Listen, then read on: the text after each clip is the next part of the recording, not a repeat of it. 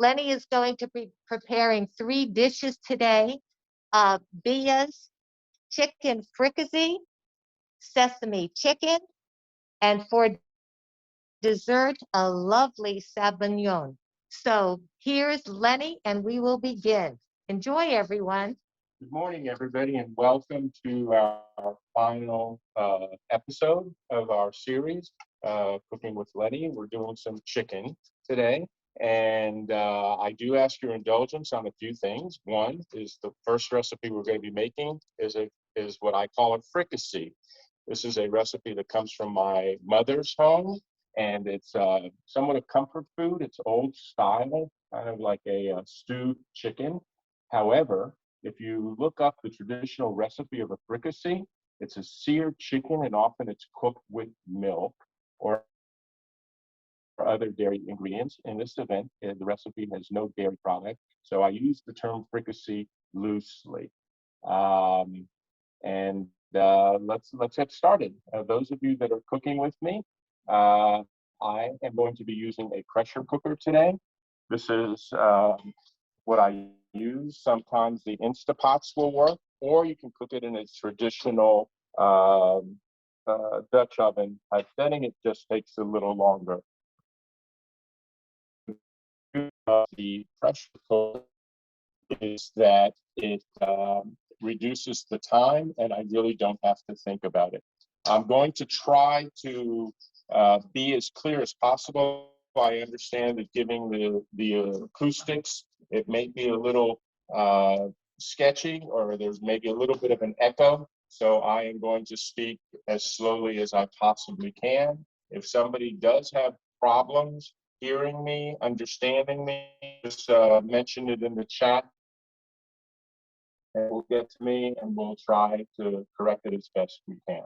So the ingredients for the first dish are chicken, which you can or cannot marinate. I actually marinated it last night with some salt, pepper, garlic, and lemon juice. I cut up onions. I cut up potatoes. I have string beans. And one of the things that we were mindful with this particular lesson is we were making these dishes acceptable for those who are following Passover dietary guidelines. Some people do not eat string beans during Passover, so just omit them. You can put zucchini in if you want some other kind of vegetable, and carrots. So first thing that I'm going to do is show you how I cut the carrots. They are a little different today. You can cut them in slices or any way you want to. I thought this was a fun way and a little bit more creative. I hold the knife, remember, down here on the tang so that I have better control. And I cut at 45-degree angles. And I get these little um, grammatical little carrot pyramids, I'll call them. And I just think they're pretty and a little different. You don't see them as often. So let me finish cutting this carrot. It's very easy to do. I make a 45-degree cut and I move my hand from 45 degrees to 45 degrees on the right hand and the left hand side of the carrot. So here you can see a good version of how we do this. This dish is very, very easy. And what I like about it is that if I have leftover liquid after or sauce, I'll use it often as a base for a soup. So the way we're going to start, we're going to turn on the stove and get the stove or the stove going. Get the pot hot. I'm going to put a little bit of oil in it, probably a tablespoon or two. I want to cover the bottom. Yes. In this case, it's not so important that I get the oil hot when I start, as opposed to the sesame chicken, which we'll be doing in a little bit, where I do want to make sure that the oil is hot. But these little thermometers are useful. They're about $25 or less, and this one happens to be a digital. You can get them for less money if you buy just a plain old analog thermometer. So I can see that the temperature here is rising already.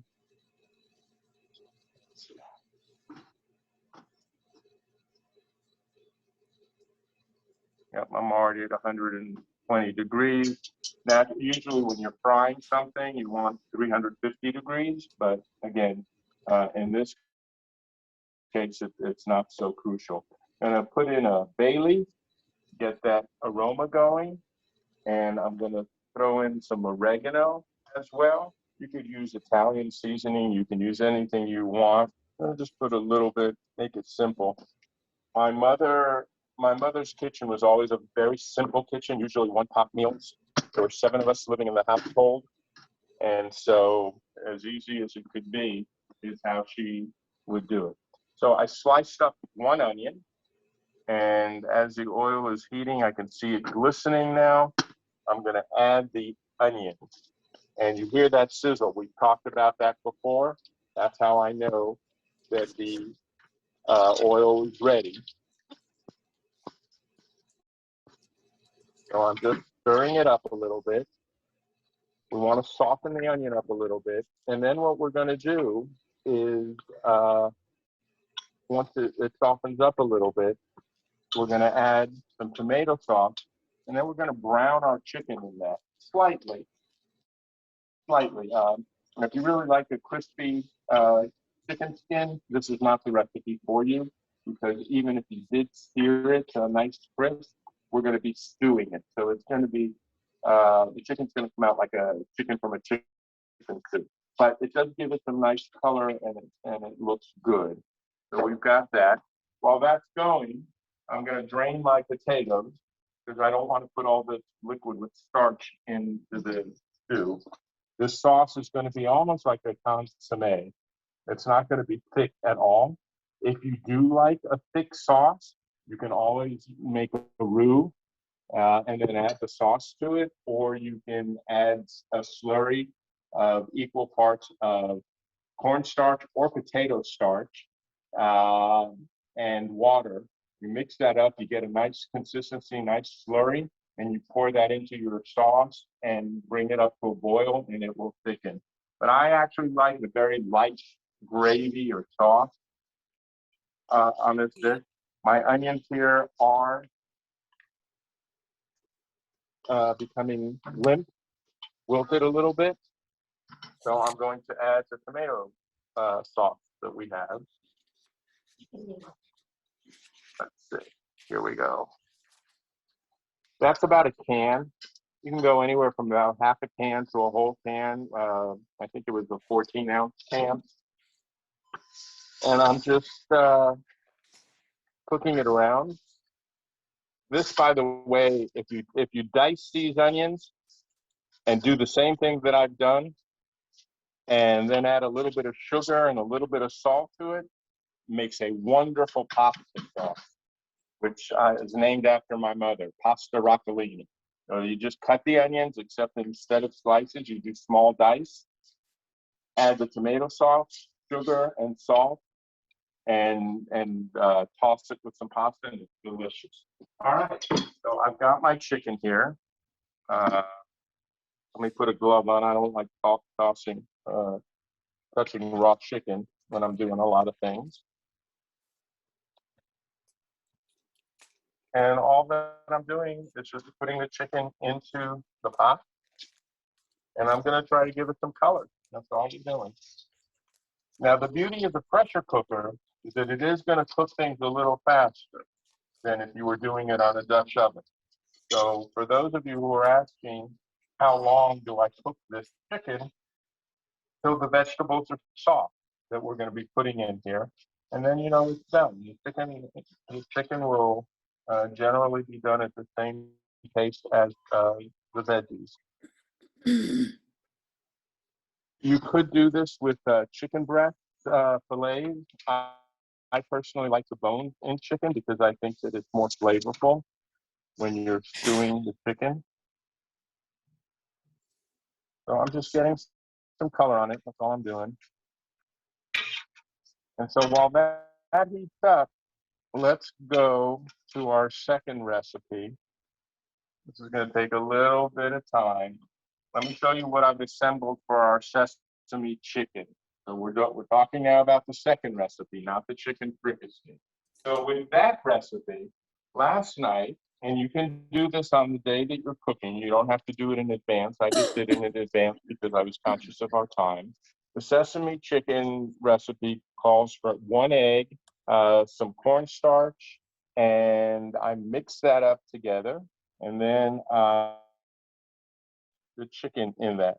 This process is called velvetizing, and it's what the Chinese cooks do with many of their meats and chicken. And so when you go to a Chinese restaurant, sometimes your meat will have a very smooth, velvety texture. It's the result of this process with the cornstarch and the meat and the egg and the reaction. And I don't remember exactly what the chemical reaction is, what it. You can look at that if you're interested. Again, it's called velvetizing. So there, that chicken for our sesame chicken I prepared yesterday. I also measured out some ingredients for our sauce. So I talked about making a slurry with cornstarch and water. I'll show you exactly how to do that by taking my water and putting it into the cornstarch. And I just want to make a paste. And the reason you do this is because if you put cornstarch into a lot of liquid, you're going to get a lot of clumps. But by doing it this way, I have a very smooth liquid, no lumps. And so that's my slurry. I also have brown sugar and ginger. I have soy sauce, sesame oil here, and rice vinegar. And these are toasted sesame seeds. What I did with this is I put the sesame seeds in a dry saute pan, turned the heat on while I stood there and just shook them around a little bit, and I got that beautiful golden color.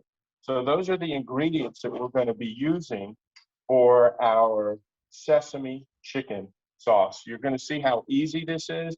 I hadn't made it in a long time, but I had my son over for dinner this week. I told them I needed a guinea pig, and they loved it. And I cooked the whole meal between the time that they arrived and we sat down to eat dinner. And on the sesame chicken, we're only using meat, but there's no reason why you can't put some vegetables in it too if you like that. Parboiled, cauliflower, broccoli, anything, and just toss it in the same sauce. Let's go check our chicken fricassee, see how that's coming along. I'm getting some nice color here, as you can see. Again, I'm not really worried about getting a crust on the chicken since it is going to be stewed. I just want to get some color on it, that's all.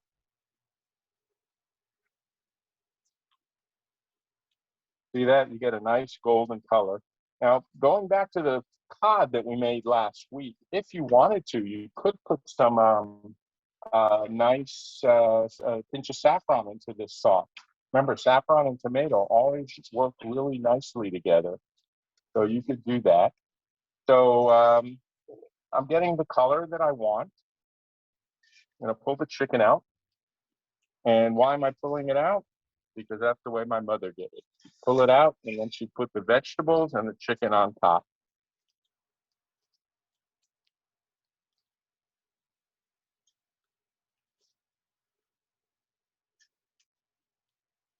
So you can see the sauce is bubbling, and boy, it's starting to smell really nice too.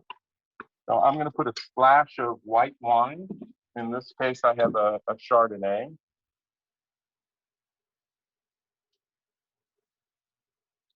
Wine always improves everything. I'm going to put my potatoes in, and these seem to be a lot of potatoes. We used what we had available. I cut them all up because I figured if we had some left over, they'd be a good side dish for another meal. Got our carrots in here. and our string beans.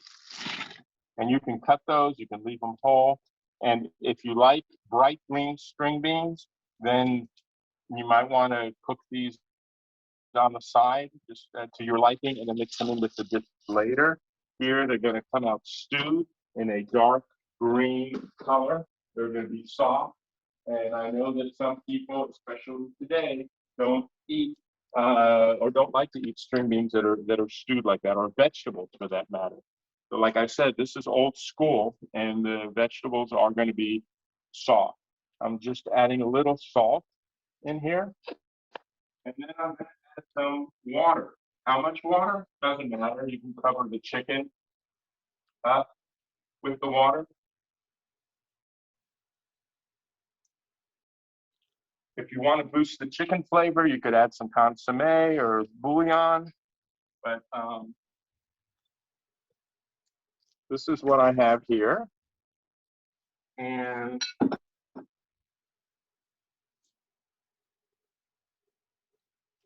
what I'm going to do is just close up the pressure cooker. Now, the way a pressure cooker works is that the pressure built in. I guess I should put chicken in it too, huh? Forgot.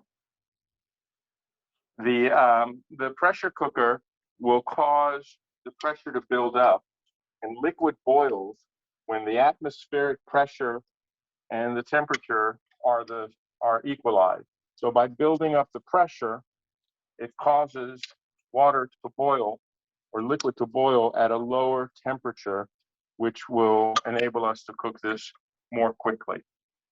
So the way this works is I'm going to and I had some leftover lemon juice and whatever from the marinade. I just poured that in there too. So what I'm going to do is close the pressure cooker. It does have a seal on it, a rubber gasket. The newer ones are very easy to use. And like I said, Instapots, I believe, have a pressure cooker function to them. And it's locked. And I am just going to move it to a back burner. There we go. And it's going to be on high. And I'm just going to leave it. I don't walk away from it. I don't go to another room without setting a timer or being conscious of it, because you don't want it to build up pressure and blow up on you. It won't do that if you're mindful. So it'll take probably maybe 15 minutes, I think, maybe a little longer, for this to come up to pressure. There's a little valve here, a little pressure gauge, and that little yellow thing will pop up when it reaches pressure. Once it reaches pressure, I'll cook it for about normally 10 minutes if I'm going to eat it right away. In this case, we may do 6 or 7 minutes and just leave it, and it'll keep cooking. And we'll see what happens when we finish with it. Often this is served over rice. So on Passover, many people do not eat rice. And one of the things that we brought with us as a substitute to serve with it are noodles. If I can find them here in the fridge. I can't find them right now. Mimi will get them for me shortly. But basically, we bought spiralized zucchini noodles. You can buy this in the store, or you can make your own.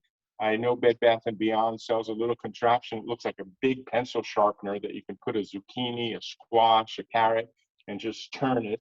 Mimi, I need the zucchini noodles. I don't remember where we put them.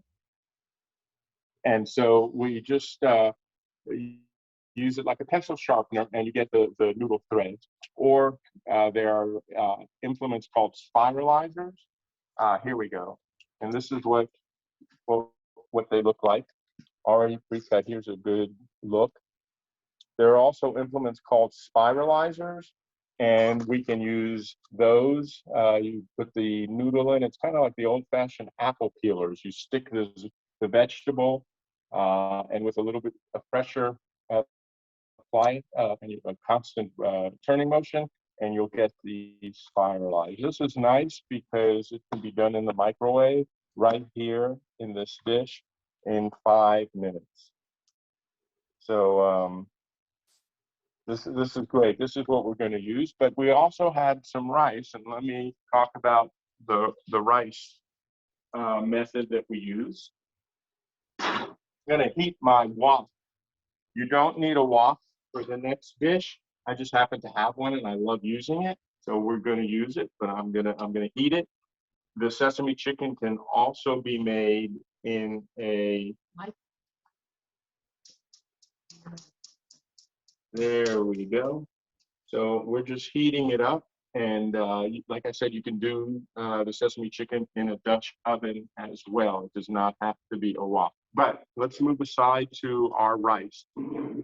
I like using a rice cooker rather than doing rice on the stovetop for two reasons. One, I get a generally consistent product. And secondly, I don't have to pay attention to it. In my youth, I have burned many of my mother's pots experimenting with rice and forgetting about it. So I put this on, and this, you can get it with an inexpensive rice cooker, again, probably less than $25. You measure equal parts of rice and liquid, and you have a button, you push it, it turns on, and I walk away from it, and I don't pay attention to it. We did this earlier. And the consistency of this rice is perfect. You can see the grains, they don't stick, and it's perfect. The other way, if you don't want to use a rice cooker or you don't have one, you can cook rice in the pilaf method.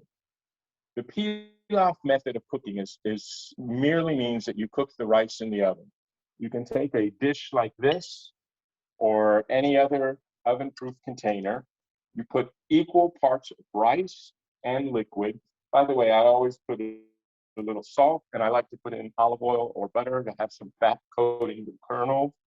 But you put equal parts of the rice and the liquid that you are using to cook. You cover it up with tin foil or a lid, and you put it in your oven for about 30 minutes. Check it after 30 minutes. It may need a tad of water. It may be ready. It may need a little bit longer time for the water to evaporate. It all depends on your oven. But rule of thumb is about 30 minutes, close. It'll come out just like it does in the rice cooker.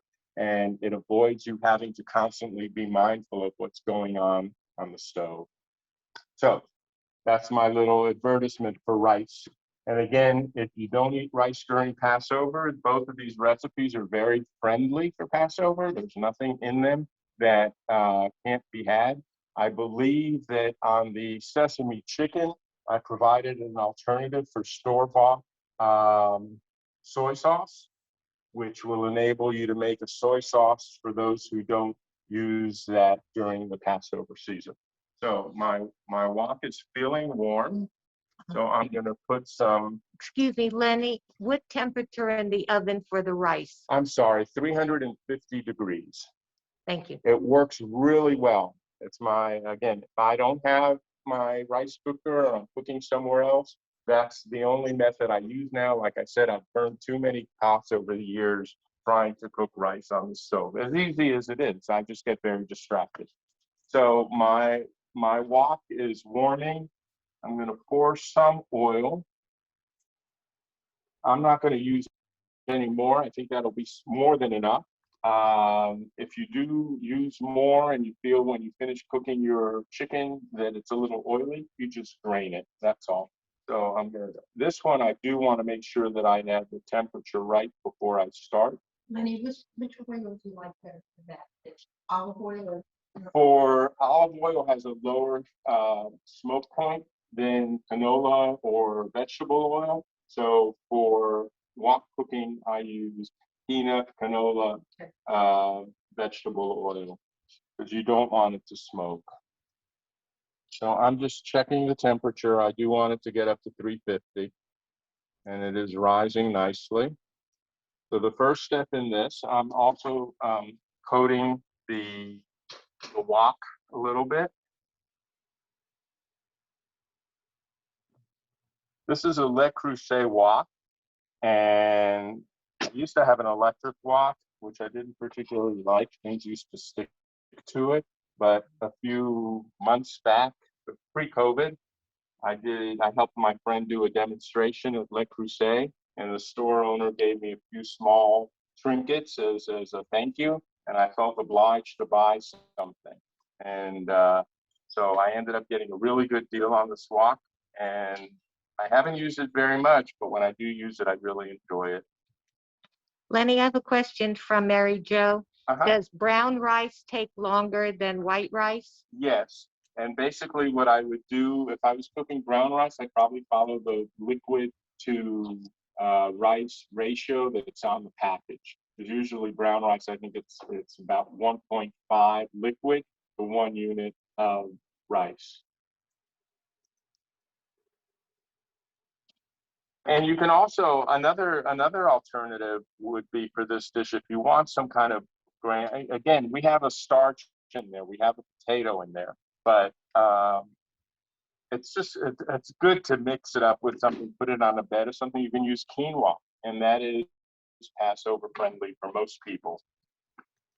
And then you get an added source of protein from that. All right, we're at about 200 degrees, so I'm still waiting to heat it up a little bit more. Got my chicken here ready to go.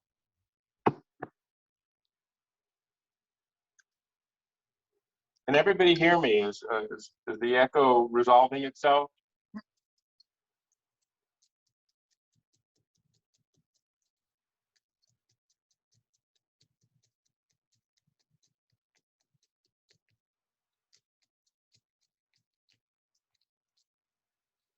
Any questions?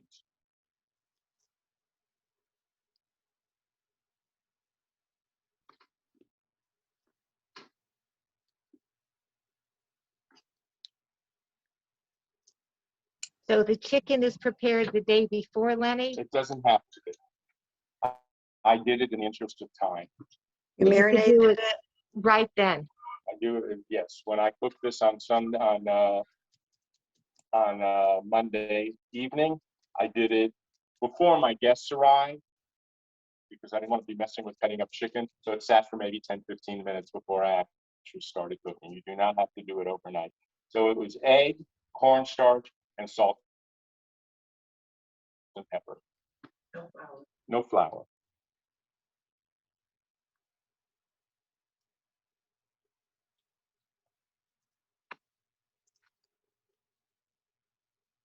I think we'll see that over the 3 lessons we've learned that I've gotten really efficient, that we're going to have some bedtime here because of the way the dishes are going, but we will definitely, we should be finished within the hour,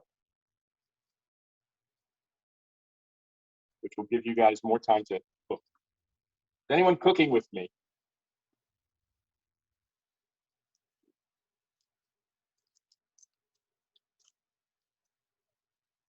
A few minutes more, we're almost there. And you can use this method to cook any beef or anything else. You just cut it up in small pieces, velvetize it, and do it the same way that I'm doing it now. We cook it here in the wok, and then we add the sauce.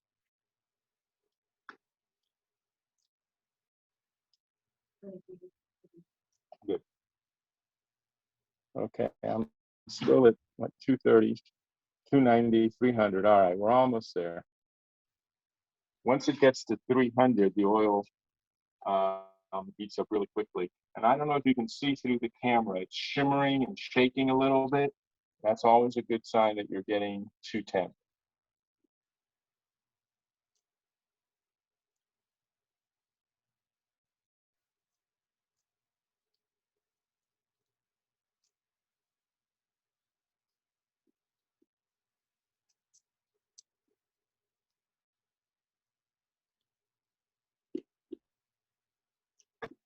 And the reason I kind of slosh it around a little bit is just to prevent any potential sticking on the sides. Usually that doesn't happen. This is a stick-free surface, anti-stick surface. Laura is asking, can you use skinless this chicken for the fricassee. Absolutely. Absolutely. And I have done that at times. I just like maximum flavor.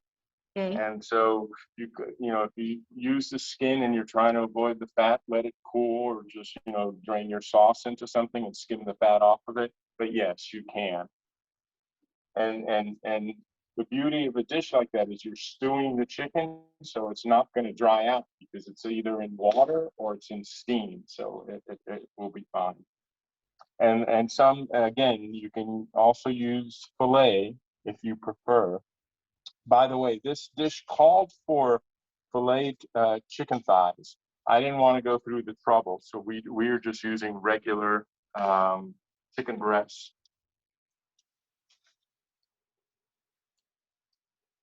Okay. So I'm just cooking it down.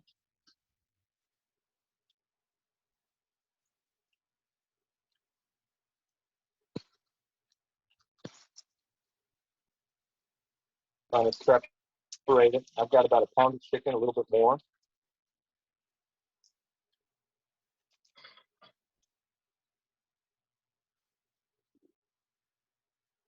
And I'm not really looking to get it very brown. A little bit of searing is okay.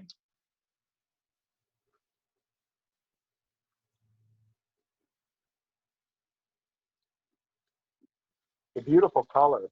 It's a nice yellow color from the egg cornstarch mixture. And it smells pretty good too.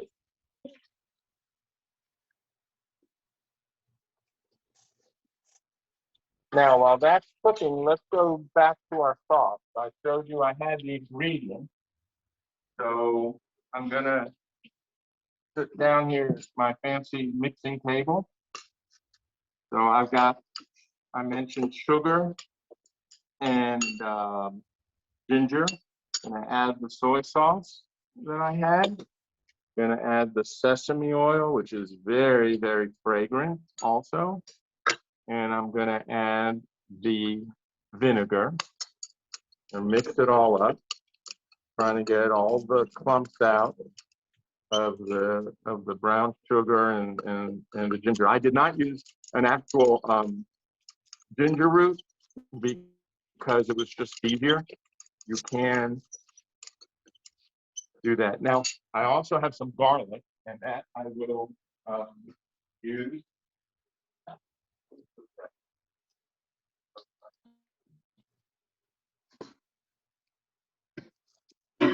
Laura wants to know, can you use the slow cooker for the other chicken dish, Lenny?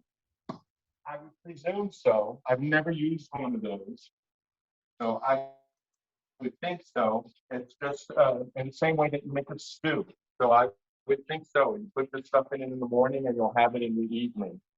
The only, again, I don't know how those work because I've never used one. The only caution is that you don't want to overcook it so that everything just falls apart and becomes a soup. Right. And Shirley said a Dutch oven. Yeah. And the Dutch oven it'll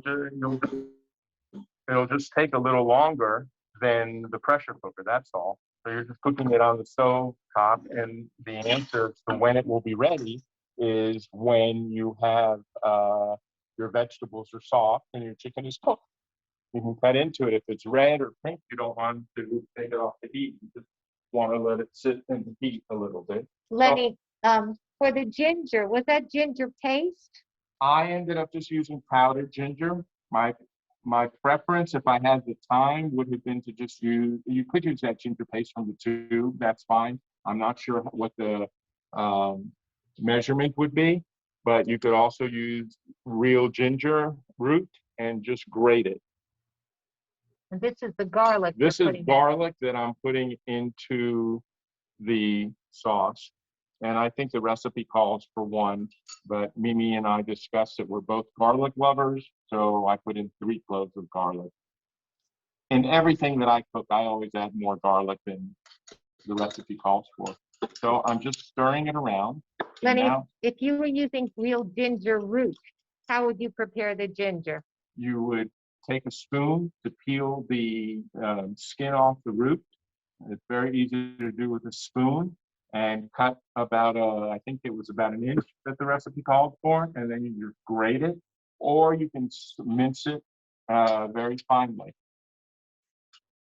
You can grate it like in a nutmeg grater or a cheese grater. So now I'm mixing it here with my slurry. So it's lightening up a little bit, but it's so easy. This is all I did, and this is what's going to make our dish. Just a little bit of sauce here.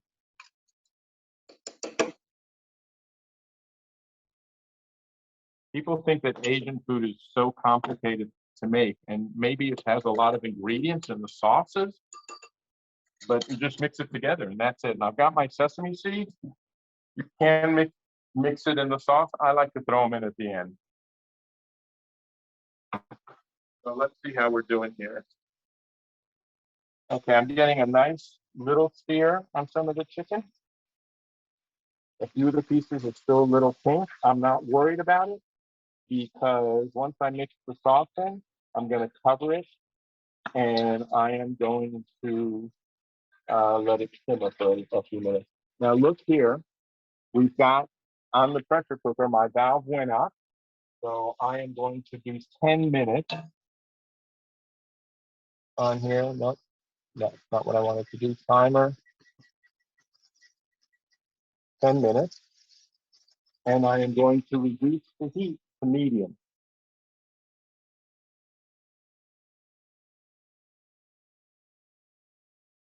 Okay, I don't have much oil in here, so there's not really anything for me to drain. So I'm just going to add my sauce. Because of the chicken, because of the cornstarch, this is going to thicken up as soon as it heats up. You'll see it'll get what the French call a nappe. A good nappe is when you put your spoon into a sauce and you lift your spoon out and it's still covered with the sauce. So this is, you can see the sauce is thickening up already a little bit and it is sticking to the chicken.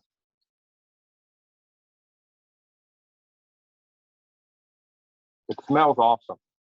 The ginger, the sesame, and look how easy that is.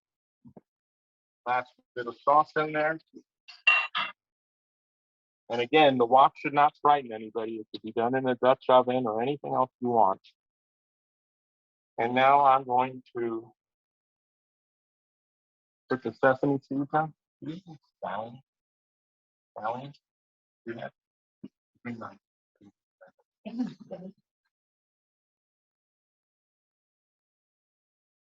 Okay, and now I'm just going to cover that to make sure that the chicken is cooked through.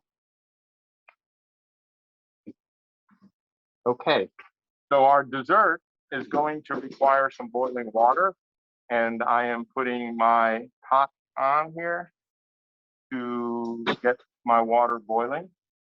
I'm actually using this boiling water to I'm gonna bring it to a boil, and then I'm gonna use this as a double boiler. So I have some scallion here, which will finish up the sesame chicken. Lenny, if you're using a dry ginger, powdered ginger versus other kinds, is there a time difference And the cooking? in the cooking or in the strength of it? No, you can look online to see what the comparable ratios are for raw ginger root versus powders or paste, what the corresponding amount is. Because you don't want it to be too strong. So I think 1 inch of ginger, 1 thumb of ginger equated to 1.25 grated. Yeah, 1 inch, 1.25. I had looked that up on the internet. So I'm just cutting some scallions. I could be a little fancier, but I'm on a diagonal. And this is just going to be topping for the sesame chicken.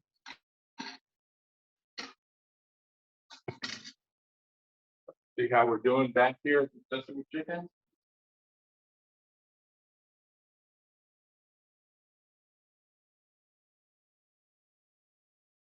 Well, I'm gonna have to taste it because it looks delicious.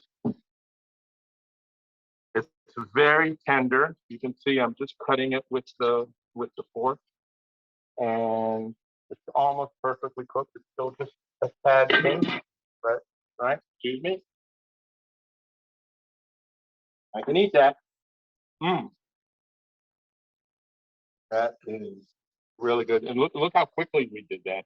Under half an hour, we started from beginning to end.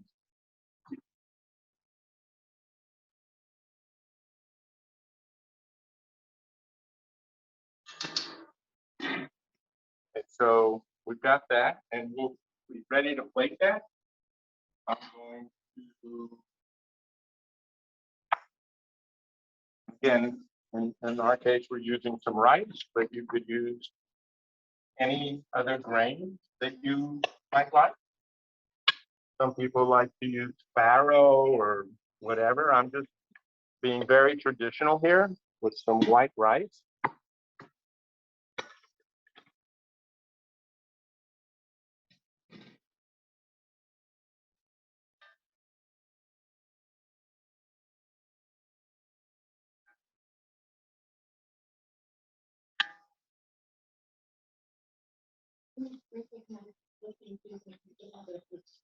Yeah, you can, if you like more sesame seeds, you can leave some out and then put them in afterward.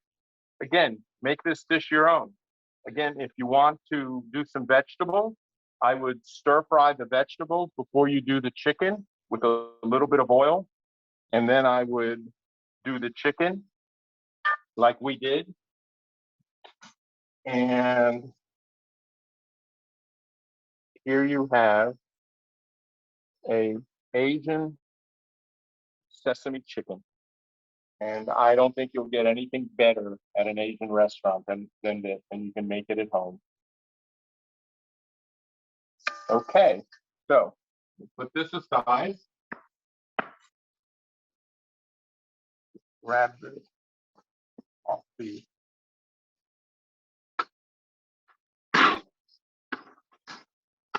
One thing about the wok is that it's heavy. All right, so I've got 3 minutes left on my chicken, and I'm still working on the water here.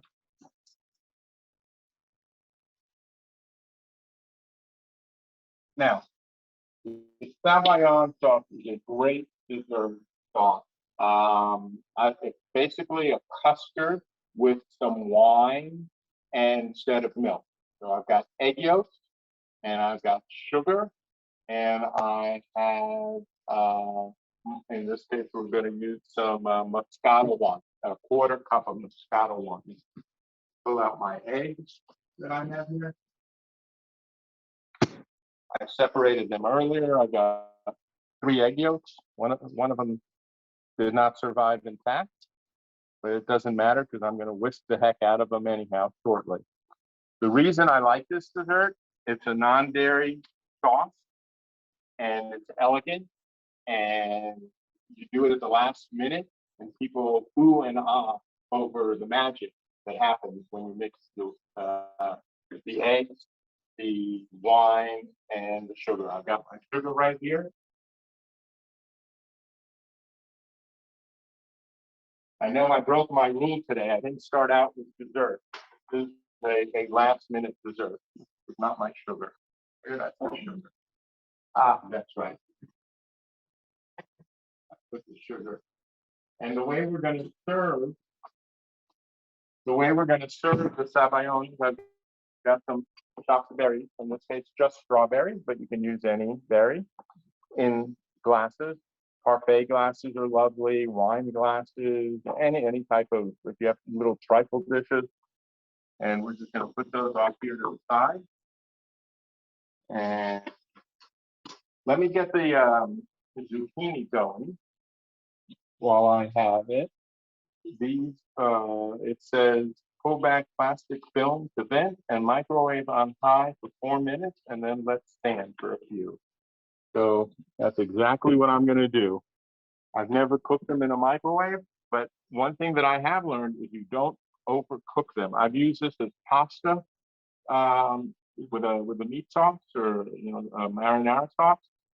Don't cook them first. I just put them into the sauce and heat them up, and they will soften.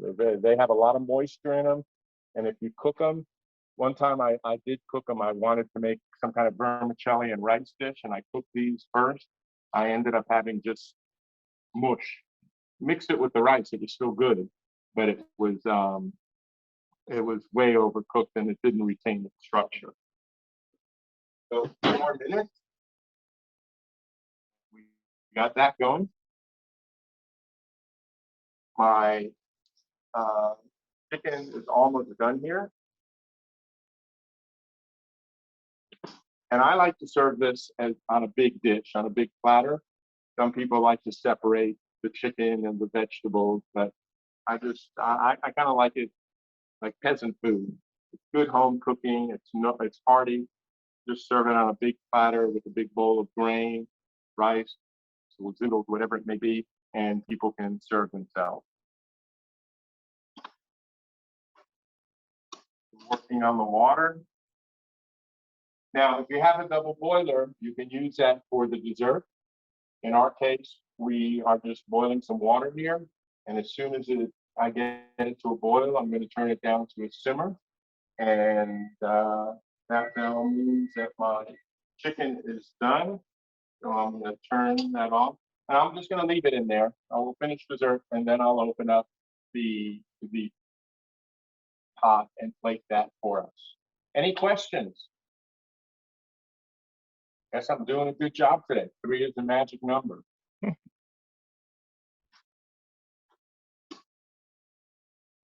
The salt make the water boil faster. I'm sorry? The salt make the water boil faster. I don't know. I don't remember. I don't remember that. I do recall discussing. I ended up putting salt in here because at the time I thought I was going to be using this water to cook these noodles. But no, the cover makes the water boil faster. That I know. Yes. Lenny, could you use tofu with the sesame chicken Yes. and in the same method? I love it. Yes. You can use eggplant. Okay. Sesame eggplant. You can use anything that you can cook, and I don't think with the tofu I would probably coat it in the cornstarch and egg. I don't know that I would do that with eggplant and other vegetables. But yeah, man, I'm thinking now use some eggplants, some squashes, toss it all together, and then marinate it maybe, and then toss it. That's an excellent question. That's what I love, taking a recipe and making it your own. Because that's what we're all about. We've been doing techniques, not specific recipes. Yeah, that's an awesome idea. If somebody does that, let us know how it works out. That's a. Should the sesame seeds start out toasted or not? They're more flavorful, like any nut, or seed, if they're toasted. You can get pre-toasted sesame seeds. I'm not sure you can get that at the grocery store, but in an Asian market, usually they'll have larger containers of already toasted. This is the pan that I used yesterday. I use this. I put this quarter cup of sesame seeds in here and just jiggled the pan over the flame. And it was very easy to toast. You can also do it in a toaster oven, but I generally burn them in a toaster oven. So it's much easier for me to do it in a pan like that over the heat with me standing right over it. And if you have an electric stove, once you smell it a little bit, just take it off. The pan is hot. And I did the same thing here. This is a gas stove.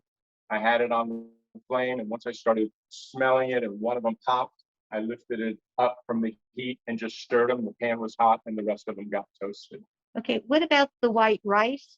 Lynn wants to know basmati or jasmine. We are using what? Jasmine. We're using jasmine today.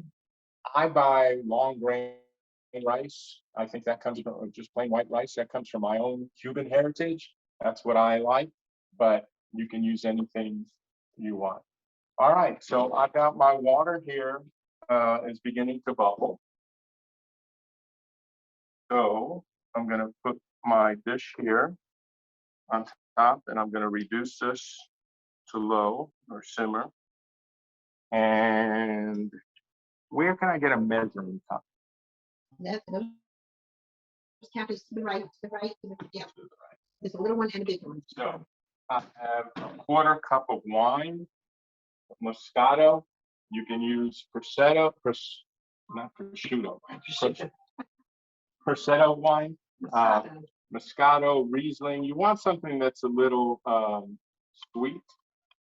And I was talking with Mimi yesterday about this. You can also, once you get your custard in, you can throw some cocoa in there if you wanted a cocoa. You can put some extract. You can put some amaretto in it, a tad to flavor it. So you can do all sorts of things with it. So I'm going to put my wine in there. Put my sugar in here. And the recipe calls for a tablespoon of water too. So I'm going to do that. I don't remember why, but we'll follow it. And then my eggs. And all that I'm doing is just whisking away.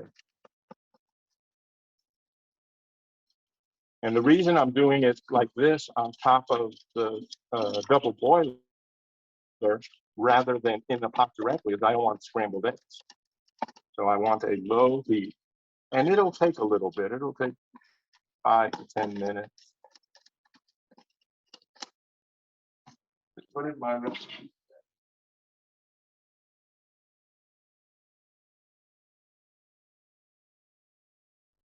About 8 minutes is what the recipe suggested. So I just stir it. Good exercise.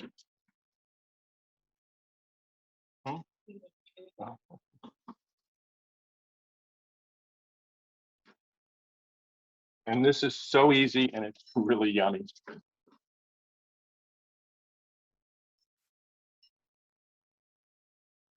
So if anybody is looking for a creamy, lactose-free dessert, this is it. This sauce is just wonderful.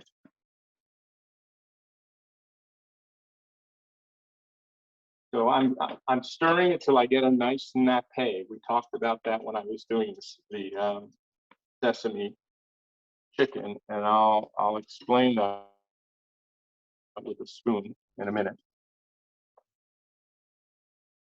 Can you use an electric hand mixer instead of a whisk? I don't know. Try it. Maybe on very low. They're the lowest, yeah.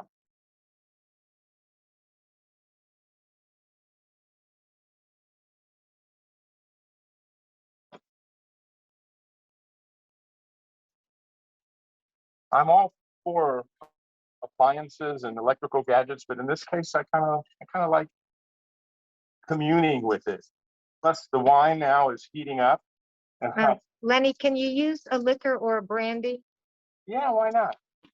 It might be a little strong, so you might have to temper it with water. You just have to see. I've never tried that.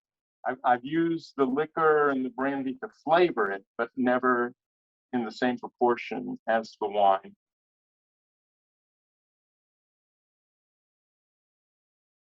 Okay, you can see it's starting to thicken a little bit. So I'm going to test it with a spoon. I'm getting foam, so but I'm not getting it to stick. I still see it's still too liquidy.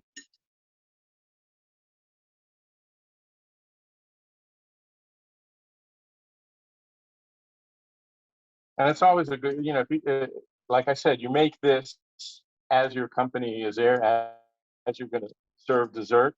If you use an electric beater, it stifles the conversation. If you do this, you'll be able to converse with your guests and give them the opportunity to ooh and ah over your culinary skills. And don't get exasperated. You have to be patient. Just when you think you're failing is when it's going to start to thicken. You're doing it on a very low flame. Yes, it's on a low flame. Oh, okay. I could bring it up a little bit, but yeah, I don't want steaming water, because then you're going to have steam coming out the sides. But it is thickening. Can you make it ahead of time and put it in the fridge? You know what? I never have, but I knew that question was going to come up. So what I would do is yes, I'd say yes, and then put it over the double boiler and go through this action that I'm doing now, and just in a sufficient amount to warm it up. And you can try that. I've never done it. Is it typically served warm? Yes. Warm or room temperature.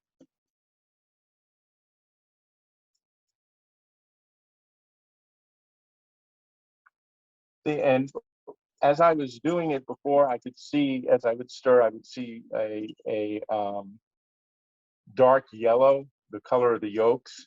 So I knew that it wasn't fully emulsified and thickened. Now I don't see that dark yellow. Let me check my, where's my spoon? Yeah, I have a good nappe now. It's sticking. It's still not, it's not really dripping, but you can see it is definitely thickening. Can I give it another minute or so?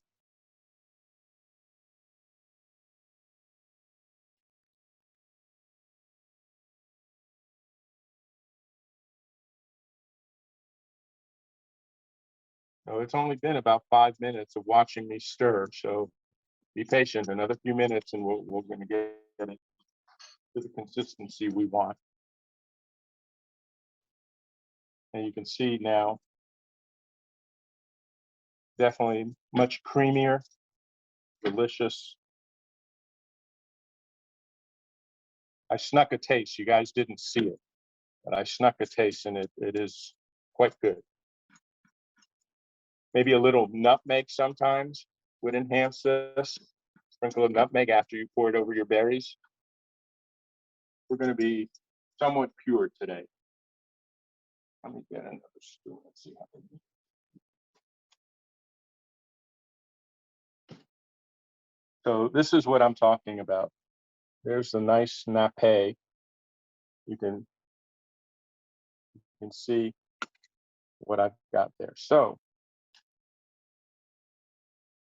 Shirley Googled it, and it can be stored in the refrigerator for a few days. oh, excellent. Thank you, Shirley.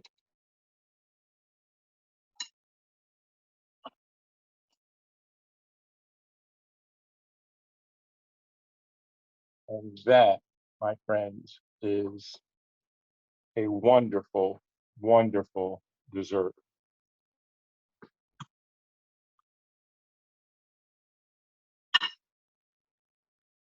So it takes a little bit of time, but well worth the effort, and people are impressed, and it's delicious. Look at that.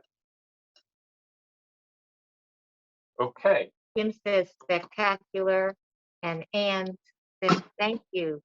You're welcome. Thank you so much. You're welcome. Don't go away yet. Nope, don't go away. That's right. We still have our chicken. So the way we're going to do the chicken plating, let's see. Amy, I'm sorry, I'm not the cleanest cook, but I do clean up. He cleans well. So here we have our platter for the chicken that we're going to serve. And we're going to serve it, have a bed of noodles. Shirley said this is her favorite of the 3 cooking sessions. Thank you. Now, I'm able, for those of you that are not familiar with a pressure cooker, earlier we saw this little yellow gauge stand up. And now it has fallen, which means that the pressure is down. What I am going to do is just put it under the water, which I don't necessarily need to do in this case, But that's one way of also relieving the pressure and make sure that when I open it up, I don't get a facial. Usually it would steam right when I did this, but because the pressure is gone, I don't have to do that. All right, so let me put this back on the stove here. And here is the reveal. Smells good. We've got our chicken all cooked.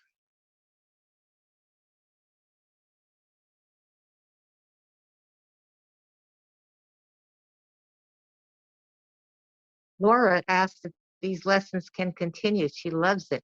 And Lana said she's made the apple tarts, the roses, several times for her family. And Oh, they how good. love it. How good. All right, so we have this. Do you have a metal? Big metal slot.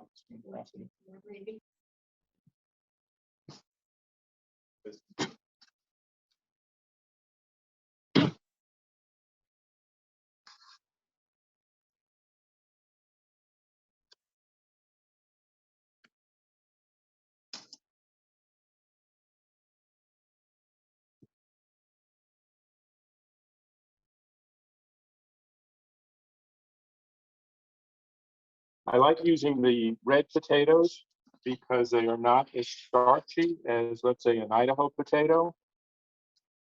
So I don't,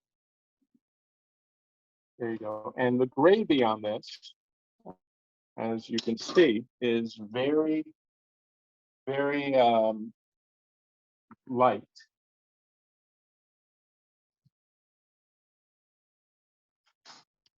It's almost like a soup. And like I said, if I have leftover, I use it as a base for the soup. And there you have my version of a chicken fricassee. Again, we started an hour ago, less than an hour ago. And we've got 3 dishes, or 2 dishes and a dessert. Took minimal time to prep beforehand. So happy cooking to all of you. Thank you so much for the opportunity to be of service and to help out the River Garden Auxiliary and Civitan North Uptown group. And maybe we can do it again. I leave it up to Ellen and her board. Thank you for joining us. Thank you, Lenny. Thank you so much. You're welcome. And if there are any questions, I'm happy to entertain them. Okay, any questions? Maddie said, wonderful. Lana said, thank you so much. If people do want to see this series continue, perhaps in a few months, please email me. I'm Ellen at Rubens, that's RUBENSE at me.com. Check your Zoom. Just reply to the Zoom email that I sent you and let me know if you're interested in having this series continue at a later time. We can work on it. Ellen? It's been a pleasure. We Ellen, did can you- wonderful things for the community, and we did wonderful things for our family in learning how to make these wonderful, wonderful dishes. Mimi, you're going to have some dessert? I'm having dessert. Thank you for joining us in my kitchen. See you all again soon. Thank you. Bye. I took pictures. What? I took pictures of the. All right, so this is just a second. Oh, that was so good.